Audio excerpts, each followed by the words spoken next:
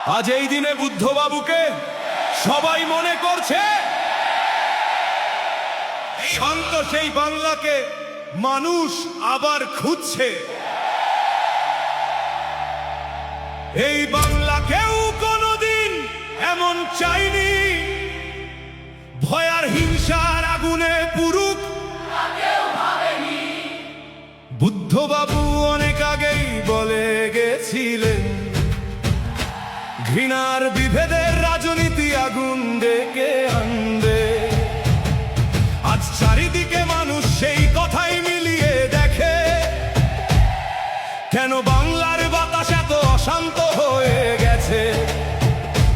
একদিন কত মিথ্যে অভিযোগ উঠেছিল তার নামে, রাস্তায় রাস্তায় কত স্লোগান উঠেছিল তাকে ঘিরে।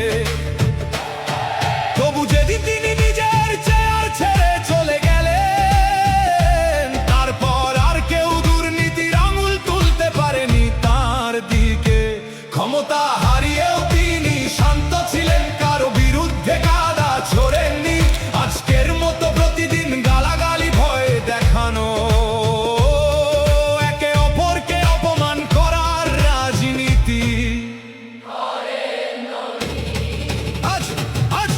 আজ মানুষ প্রশ্ন করে নিজের মনে, এত প্রতিশ্রুতির পরে কেন বাংলার যুবক কাজ পায় না? কেন শিক্ষিত ছেলেমেয়েরা রাস্তায় বসে থাকে? কেন চাকরির নামে শুধু অপেক্ষার হতাশা বাড়ে? ধর্মের নামে রাজনীতি আর কতদিন চলবে? মানুষকে ভাগ করে কতদিন ভোট নেওয়া হবে? আমরা ঘৃণা চাই না, আমরা শান্তি চাই না, আমরা শিক্ষা চাই, কর্ম চাই, নিরাপদ ভবিষ্যৎ চাই। আজ বাংলার মানুষ ক্লান্ত এই বিষাক্ত পরিবেশে, চারিদিকে শুধু কাদা ছোড়াছুড়ি আর দোষারোপ। ভাইপোতন্ত্র আর ক্ষমতার অহংকার দেখে দেখে সাধারণ মানুষ আজ ভিতরে ভিতরে ক্ষুব্ধ। তোমাদের এই শাসনের পতনের সুর শুরু হয়েছে। মানুষ এখন সব বুঝতে শিখেছে।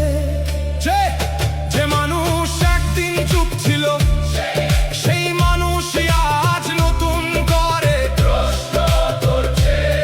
বুদ্ধবাবুকে আজ সবাই নতুন ভাবে মনে করছে। কারণ মানুষ এখন শান্ত, ভদ্র, সংযত রাজনীতির মূল্য বুঝছে। ক্ষমতা থাক বা না থাক, সততার একটা সম্মান আজও মানুষের মনে রয়ে গেছে। আজ হয়তো লাল ঝান্ডা কম জায়গায় উঠছে, কিন্তু সংগ্রামের ইতিহাস